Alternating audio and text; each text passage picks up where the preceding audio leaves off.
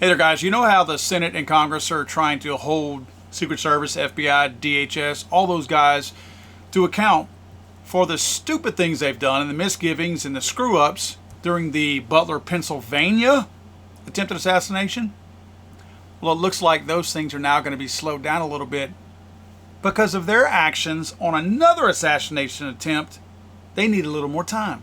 First, guys, I want to show you something pretty cool. You probably recognize the front portion of this rifle by CMMG. It's the Descent. It's got the forward charging handle. That's ambidextrous. Switch it around, do whatever you want. However, have you seen this? How cool is that? Essentially, it's a Descent AR front with a, let's just call it a Remington 870 Magpul tactical buttstock on the back side of it. This is the profile of gun that I grew up with. I didn't grow up with AR-15s. I probably didn't have my first AR-15 until probably the middle 90s before I bought my first AR-15. I had shot them, obviously, but had never purchased one. This is really cool because I feel like I'm at home with these old school controls or layout, if you will, of the BR4 by CMMG. I really encourage you to check this out. Of course, I have a Gideon optic on it. Also, this thing is my new favorite. Look for a review on this very, very soon. If you're interested in something like this, they got a website. I can't point you to it, and I'm not going to point you to it. And I heard that if you use a code that I have a t-shirt that says FTATF on it, you will actually meet some kind of a discount. But I'm not sending you there. I'm just telling you that it does, in fact, exist. Check them out. The BR4 by CMMG. This thing is sweet, and again, it's my new favorite. Headlines: U.S. Secret Service delays briefing to Congress on Trump assassination attempt. The reason why these guys are saying that, now they need more time to get stuff from them for Butler, which, by the way, was 60 days ago. You're talking about an agency that has thousands upon thousands of people, and they can't seem to get information out that, by the way, we've all dug up on our own. Most of the information we got out to the general public before these guys even started to begin the trickle to get it out. But now they're saying that this investigation that was coming to a close, according to Senator Blumenthal last week, that now, well, it's going to take a little bit longer. We're going to need more time. Why? Because they let another assassination attempt almost take place in Palm Beach, Florida, so they need more time now to focus on that. So they're getting off of the Butler stuff to focus on the Florida stuff. So now we can expect both of them to be delayed, slow-walked, stonewalled. Members of Congress have come out and said these people are slow-walking it. They're purposely not giving us the information we need. I heard Senator Ron Johnson this morning state that they were redacting entire pages of information. Now, this is Congress. They're redacting all the information from them. In fact, they're not even using black anymore. They're whiting out these pages. So in some cases, they're getting an entire page that's completely blank, all white. So they don't know if it's one line that was redacted or 50 lines that were redacted on that one page. The Secret Service is playing games. Of course, the DHS has already told Secret Service, do whatever you can to not give them the information. What are they hiding? What do they not want you to know? Is it just job security that they've screwed up so bad that they're trying to hide how bad they screwed up? Or is there more to it? Because, boy, if you were just screwing up, that seems like an awfully big effort, kind of an illegal effort, to go about trying to hide information. It really makes you look suspect. I talked the other day about how Governor Ron DeSantis of Florida has said he's going to do his own independent state investigation of this Palm Beach attempted assassination. Pretty incredible, and I believe what he's saying and his approach is exactly what we're thinking and what we would do. Here's a little bit from his presser. Today, I'm signing an executive order assigning the case involving the attempted assassination of former President Donald Trump to the Office of Statewide Prosecutor under the supervision of Attorney General Ashley Moody. The suspect, Ryan Ralph, is believed to have committed state law violations across multiple judicial circuits in the state. Palm Beach Judicial Circuit, the Judicial Circuit including Martin County, as well as perhaps the Judicial Circuit represented by Broward County. Also, the state of Florida has jurisdiction over the most serious, straightforward offense, which is attempted murder. I've directed state agencies to move expeditiously and to provide full transparency to the public. In my judgment, it's not in the best interest of our state or our nation to have the same federal agencies that are seeking to prosecute Donald Trump leading this investigation, especially when the most serious, straightforward offense constitutes a violation of state law, but not federal law. Now, a couple things that I want to point out. I found it a little interesting that DeSantis was making sure, and he very specifically enhanced those words when he was saying them, that the more serious violation was the fact that it was attempted murder, right? That's what he's planning on charging the guy locally with. He brings up an excellent point, because if you think about it, federal government came out a couple of days ago and said they've only charged him with a couple of firearms charges. I'm talking about Ralph. They've charged him with obliterated serial number and possession of a firearm by a felon. Those are just 2 firearms-related charges. No other charges. No other charges. And why does that matter? Well, first of all, DeSantis is wanting to charge the guy with a state crime of attempted murder, which is a more serious crime, carries a heavier penalty, so good on him for that. But also, I want you to understand this. This guy already had a firearms charge against him, and I'll find the information, try to put it up on screen whenever we talk about this, but it was either pled down or dismissed already. So he already had a firearms charge on him before, and the guy's walking around. So theoretically, the federal government, for whatever reason, I don't know, but the federal government could very easily dismiss these charges just like they've done before, and the guy could be walking in a matter of a month, 2 months, 3 months down the road, walking around doing his thing. Clearly he was intent on attempting to murder Donald Trump, so that means that the potential killer, who already has a motive, and now he's mad because he got caught, is out there again. What does that tell you? You don't think the guy's going to go back for more?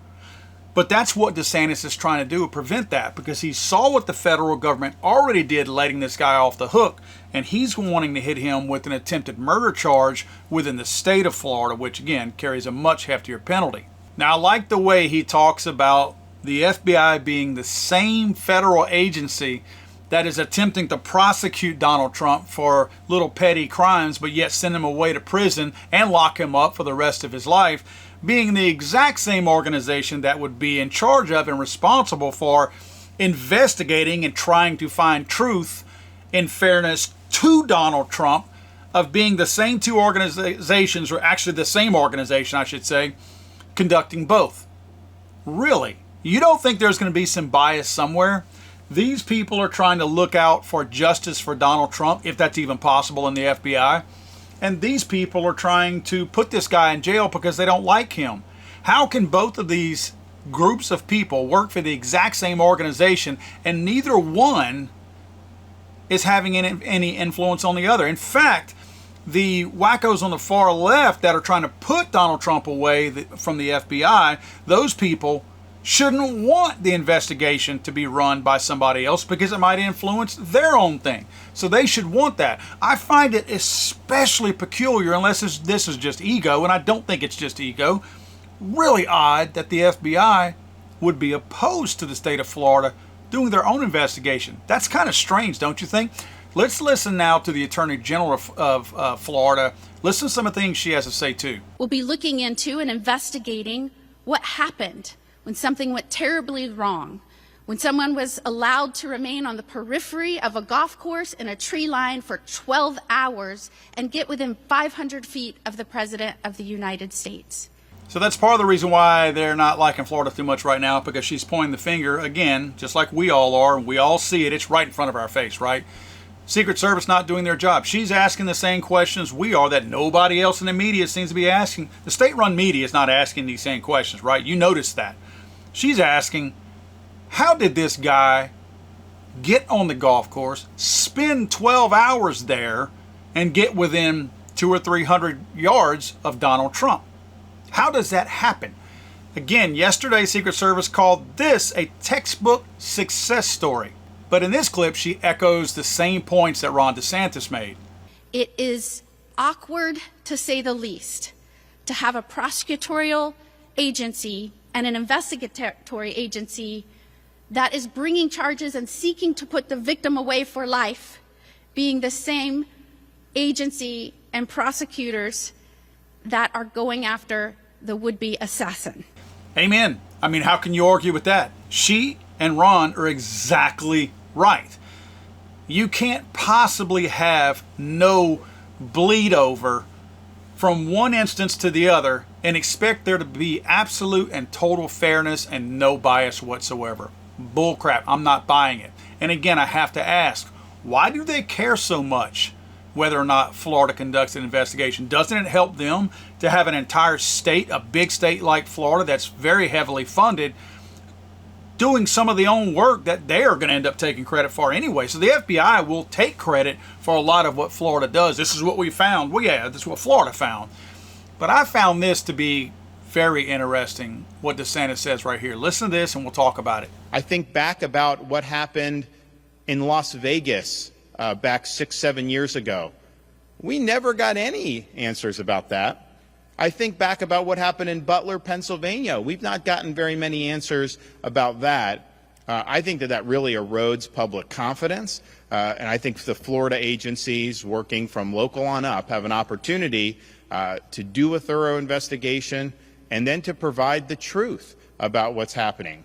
That is a shot across the bow. How many of us were thinking the same thing?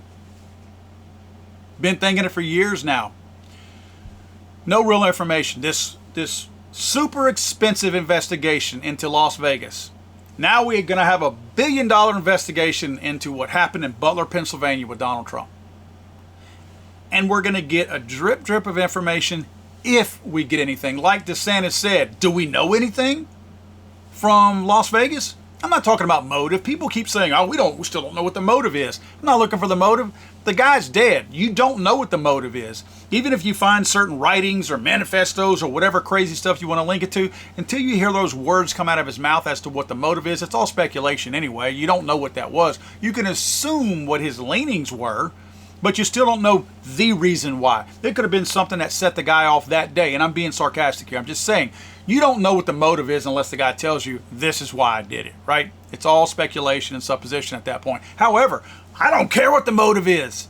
I want more information about the guy.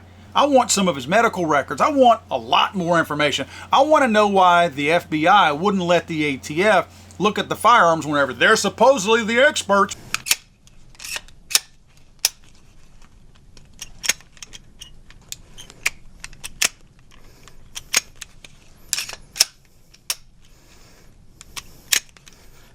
This one apart. The ATF pushed this whole thing through to ban bump stocks and then came out later on and said, we're not even sure if bump stock was used in that. FBI never let us look at the guns. Well, why not? Why didn't the FBI let them look at it? If that's your experts. There's way more to that story than we'll ever know. And DeSantis is on point saying that. He's also drawing the same conclusions to Butler, Pennsylvania. Yeah, we can expect the same what we saw out of Vegas out of this. Again, Crooks is dead. Where anything is going to be, we still don't know what the motive is. I heard that a while ago on the news. And they still don't know what the motive is. I don't care what the motive is. I know what it was. The guy had hate in his heart. This is assuming he did it on his own. Wink, wink. He had hate in his heart. He hated Trump. Now, there's a reason why maybe you don't want me to know the rest of the story. Wink, wink, right? So we all sit back and wonder, why aren't they giving us the easy questions? We're not asking for the square root of whatever. We're asking some super easy stuff. And you want to redact page upon page of stuff in there? Why? What are you hiding? There's got to be information out there that is easily distributable to the American public, and these people do not even do that. So kudos to Ron DeSantis and the state of Florida for doing what they're doing. I commend them for this, and I'll bet you, based on the gauntlet that he has essentially thrown out there, meaning Ron DeSantis, we're going to hear information back about this golf course shooting way sooner than we hear anything about Butler, and of course we can dismiss anything from Vegas. But we're going to get, I think he threw out that challenge on purpose to say we're working on it now, which if you think about it, one thing that DeSantis did right off the bat, these guys knew what they were going to do. They didn't wait for a press conference to announce this. They knew that the first thing that these social media companies do, especially when it's one of these wacko blue-haired nutbags that does it, is these people scrub their social media. Now, don't tell me it's for copycat reasons, because that's bull. Nobody looks at somebody else's social media and goes, I want to do that too. It's because they don't want that link and that tie to the wackos on the far left, especially like this guy had. Very deep links in it. I've even seen some of these idiots out there go, oh, it's another Republican. Really? You know this guy's one of y'all, right? I mean, you don't even need to see the proof. You know it. But nevertheless, DeSantis said that he knew that these social media are prone to scrubbing social media of these types of attempted killers and killers in the past. And they do that pretty regularly and very fast. He said he instructed his folks to immediately go out there on all this guy Ralph's social medias and pull all the information down before Zuckerberg and these other nutbags had a chance to scrape all the proof and information out there. And he's got it. He's got all that. He did it before they took all this stuff down. I think this, boy, I hope it sets the tone, man. I hope DeSantis is setting the tone. And when things happen like this in a more conservative or a red state, or even a red city for that matter, I hope that we have more people step forward and take this out of the hands of the feds who screw things up. Let's think about this, guys. The feds, nothing that they report on is going to reflect positively on them because it only shows screw ups. How many times have we heard, oh, he was on our radar, or he slipped through the cracks? How many times have we heard that? These people identify who these people are, like this guy Ralph. They know who they are. They know the stuff that they're doing. They know that he's trying to recruit Afghan army guys over there to fight in Ukraine. They know all this information. They know that he's trying to get firearms into Ukraine, all this kind of stuff. And then they go, yeah, we knew him. He was on our radar. It's like they try to take credit for knowing about the guy, but they never want to take the blame for the guy carrying out these heinous crimes in the end. You can't have credit for both. If you knew he was on the radar and he had done things wrong and you let him off like his previous gun charges, again, I'm no fan of these stupid, silly little gun charges, but hey, I got to follow them. I expect you to hold these nutbags with the blue hair to the same account that I have to be held to. And you let this guy off, and he almost killed the next president of the United States. I want to make this very, very clear. The FBI, there was a time when they and the Secret Service had a positive image to the average, everyday American. I'm not talking about us. I think we've long known who we've been dealing with in these federal agencies, right? I think once you get into these federal agencies, they're all painted blue on the inside. The general public is changing their thinking of what they see when they hear a three-letter agency anymore. They don't have high praise for them. They don't speak out about them because they know, especially the wackos on the far left, that they're doing their bidding for them. So they know they're safe from the wackos in these three-letter agencies. But the people who are closer to center and the ones in the center, they're changing. They don't see the FBI, Secret Service, DHS, any of these people. They don't put them in high regard anymore. And it's destroying these feds from the inside out. Because they see, especially you see it in the attitude of Roe. Roe still has this attitude like he sees himself as the best of the best. This is just a failed cop. He fell upwards. With an attitude and a 7th grade haircut, this guy is not who he thinks he is. So he still hasn't been knocked down a couple of rungs like he should be. But it's coming. Because the American people have had it with these federal agencies screwing them over. I seem a little too rough? Am I a little too rough on the Fed boys here? You want to know why I think this, and you want to know why Ron DeSantis thinks the same? Headline, head of FBI's Miami field office accused of anti-Trump bias. Recognize the little guy on the right-hand side of your screen? Let me show you some video from yesterday's press conference regarding the shooting or potential shooting at Donald Trump. Yep, that's the same guy, Jeffrey B. Veltri. According to this story late last year, Before Jeffrey Veltri was promoted to special agent in charge of the FBI's Miami field office earlier this year, top bureau officials ordered him to remove special media posts critical of former President Trump. In a disclosure to the House Judiciary Committee, the whistleblower who made this claim said Veltri was adamantly and vocally anti-Trump, and that among the officials who directed him to scrub his Facebook page were FBI Director Christopher A. Wray. That, my friends, is the head of the FBI. The head of the FBI knew that this guy was anti-Trump. He also knew that this guy was being promoted to be right in Donald Trump's backyard, over the area that Donald Trump would be in, which, by the way, as I said in my video yesterday, took part in the raid on Donald Trump's Mar-a-Lago mansion, whatever you want to call it, looking for paper. Armed, locked, and loaded. We're here for some papers. That's what this guy was in charge of. This guy was asked to take down Facebook posts that he had publicly made, no shame in his game, against Donald Trump. And because he was looking for a promotion, it felt like it'd be a better look if he just took those posts down. That's who's in charge of the investigation. That's why Ron DeSantis is like, not in my state you don't. Good for him. Guys, if you don't mind, please like, share the video. YouTube's playing games with all of us in the Second Amendment community, taking subscribers away from us. I lost 1,000 subscribers in one day, and it's a day that I did not put a video out. Go figure, right?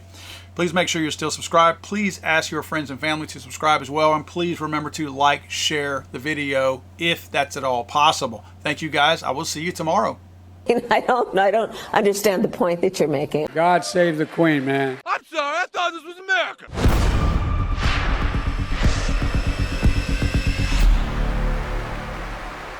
He's so horrible.